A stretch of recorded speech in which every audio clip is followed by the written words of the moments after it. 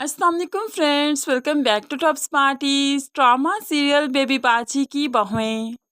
आखिरकार अस्मा को उसकी बुटीक वापस मिल ही गई। सभी बहुत खुश हैं।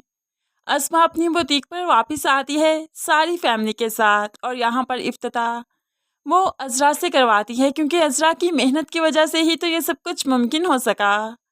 अब यहाँ पर अजरा अस्मा को उसकी कामयाबी पर ढेरों दुआएं देते हुए कहने लगी, अल्लाह तुम्हें बुरे लोगों के कदम और नज़र से महफूज रखे। अजरा का इशारा तो पुप्पो और सायरा की तरफ था, जो कि इस बुटीक को देखकर बस देखती रह गई, जिनकी आंखें फटी की फटी रह गई।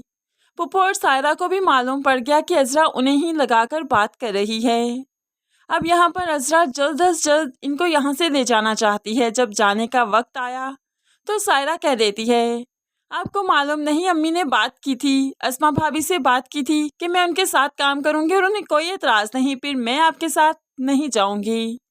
अब यहाँ पर अस्मा चाहकर भी सायरा को यहाँ पर रुकने से मना नहीं कर सकती, तो फिर सायरा तो यहीं पर अस्मा के साथ रुक जाती है, जो कि अजरा को बहुत गुस्सा दिलवाती है। घर आकर भी खुद से बातें करते हुए कहने लगी, पता नहीं ये लोग क्यों नहीं समझ पा रहे ये चालाक माँ बेटी के पैंतरों को।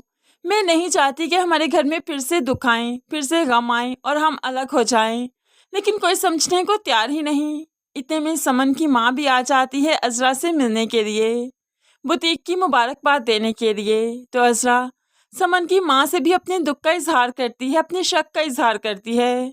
समन की माँ भी हामी भरती है, मुझे भी ये माँ बेटियां अच्छी नहीं लगती, इनको अपने घर से, अपने घर के मामलात से जिस कदर हो सके दूर रखो। दूसरी तरफ वासिफ और जमाल जो कि दुकान पर मौजूद थे, तो वासिफ को कॉल आ जाती है कि अपना चेक आकर ले जाइए। वासिफ तो बहुत खुश हो गया, जमाल को हाथ पर हाथ रखते हुए हंसते हुए कहने लगा, मैंने तो कभी सोचा भी नहीं था कि एम्बेसी से ऐसे कॉल आ जाएगी मुझे। मैंने कितनी मेहनत की इसके लिए, ये सब कुछ रमीन की वजह से हुआ। अब तो दोनों भाई बहुत खुश हैं, लेकिन जमाल थोड़ा परेशान भी कि रमीन के ये करीब ना हो जाए। वासिफ रमीन से मिलता है, उसका शुक्रिया अदा करता है। इस तरह से इनकी दोस्ती अब आगे बढ़ती जाएगी। जाहिर सी बात है, रमीन जब भी अब फ़ोन करके बुलाएगी वासिफ को, उसे आना ही होगा, क्योंकि एहसान का बदला फिर ऐसे ही चुकाना है। अब यहाँ पर वासिफ तो खुशी खुशी फरद को फ़ोन करके भी बता देता है कि उन्होंने मुझे खुद कॉल करके बुलाया, मेरा चेक मुझे मिल चुका है। फरद जो कि एकदम से खुश हुई तो पुप्पो इसकी बात सुन लेती है। कौन से चेक की बात हो रही है? क्या कोई पैसे आए हैं?